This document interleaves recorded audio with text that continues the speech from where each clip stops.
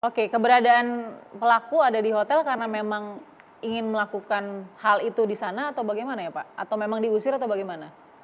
Berdasarkan keterangan awal, dia kan pergi atas seizin suaminya. Mmm, Atas izin suaminya waktu pergi karena memang tujuannya untuk membayar hutang. Nah, cuma ternyata setelah pergi itu dia tidak kembali, Mbak. Jadi, eee, tujuan awalnya dia pergi ini kan sebenarnya hanya untuk menghindari suaminya, takut suaminya marah besar. oke. Jadi dalam hari yang sama ketika, seakan-akan berjanji untuk mencari uang untuk membayar, di hari yang sama pula akhirnya kemudian berencana untuk menghabisi atau mungkin mengakhiri hidup anak dan dirinya sendiri ya, Pak, ya, betul ya? Betul betul. Nah, boleh Pak, terakhir saya mau tahu, terhadap dirinya sendiri apa yang sudah dia lakukan? Sudah sempat melukai diri atau seperti apa?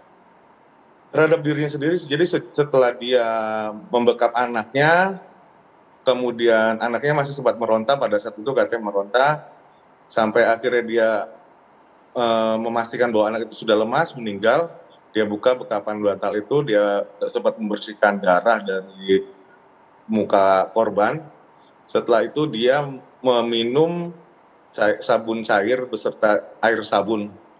Kemudian dia melilitkan lehernya dengan anduk, Mmm, dengan oke. harapan dia meninggal gitu. Oke, nah tadi sudah mengkonsumsi cairan yang berbahaya itu apa efeknya? Sempat dia terluka atau sama sekali tidak ada efek, Pak Doni? Efeknya, ketika kita temui dia dalam keadaan pingsan lemas gitu, Mbak. Oke, Cuma ketika ditemui itu kan ternyata kita merasakan masih ada detak jantungnya, kita bantu dengan alat bantu pernapasan sampai akhirnya dia diselamatkan. oke. Baik Pak Doni, terima kasih. Saya, nanti akan sambung lagi Pak, saya mau ke Mbak Devi dulu. Mbak Devi ada ini oke, ada 2 sebenarnya, dugaan tindak kriminalnya ya. Satu kan tadi ada pembunuhan, yang kedua adalah ya tadi ada pemalsuan identitas gitu kan terhadap, dari teman kepada dirinya. Tapi yang Mbak Devi lihat secara general dulu dari kasus ini, kita sudah berkali-kali ya Mbak Devi berdiskusi panjang dan dalam soal pinjol ini yang kemudian berujung maut. Apa yang bisa dikatakan Mbak Devi?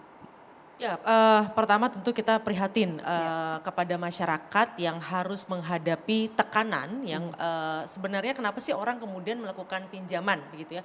Pinjaman itu sehat kalau mhm, kemudian dilakukan kepada organisasi yang tepat. Yang paling menarik adalah yang pertama, satu ternyata yang meminjam kan bukan sang ibu itu sendiri. ya, Nah ini salah satu yang perlu kita sosialisasikan pada masyarakat, kalau meminjam pada institusi yang benar, tidak mungkin ada pemalsuan identitas. betul. Karena biasanya kalau ciri-cirinya kalau kita mungkin pakai identitas orang atau Mhm, sebaliknya malah identitas kita diambil, ya, sudah bisa dipastikan itu pasti ilegal. Mohon hindari. mmm, Karena begini, paling sedikit ada 4K istilah saya. Kenapa orang kemudian meminjam? Satu jelas kebutuhan ekonomi. mhm, Karena lagi ada pandemi seperti ini. ya, Kemudian ada memang saudara-saudara kita yang memang penghasilan hariannya atau bulanannya memang tidak cukup. Jadi mhm, memang membutuhkan bantuan pinjaman. oke, Lalu yang kedua kebutuhan darurat. Tiba-tiba sakit atau tiba-tiba tabrakan atau kebutuhan sekolah misalnya.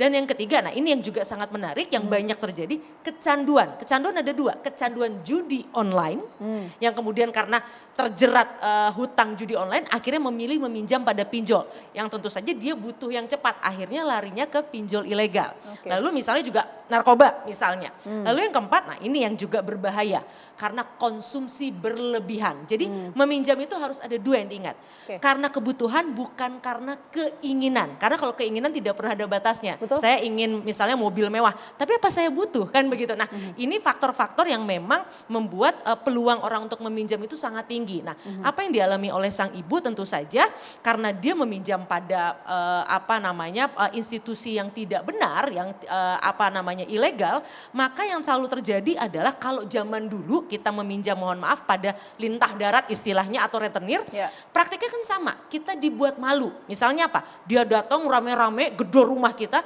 sehingga tetangga kita kemudian tahu. Nah ini kan dia malu pada sang suami, mhm, baru pada sang suami. Biasanya itu akan dibuat malu kepada semua orang yang punya ada di kontak kita. Nah ya, ciri kalau kemudian yang legal, yang benar, yang sah, mereka hanya akan mengambil istilahnya namanya camilan. Camilan mmm, itu apa? mmm, Kamera, mikrofon sama location. mmm, Kalau yang ilegal dia akan ambil foto kita, ya. kontak kita karena itu cara dia untuk meneror kita agar kita tidak bisa menghindari pembayaran. Nah, satu hal lagi, kalau yang legal, kalau kita tiba-tiba dalam kondisi tidak mampu bayar, alhamdulillah mekanisme dari pemerintah, dari peminjam-peminjam yang benar itu malah akan dibantu. Nah, ini yang memang perlu kita bantu sosialisasi, makanya saya sangat senang TV One juga tidak lelah untuk mengangkat hal ini. Oke, saya mau dengar dari Bu Afi, saya mau dengar dari Bu Sri Suari, sesaat lagi tetap di Perempuan Bicara.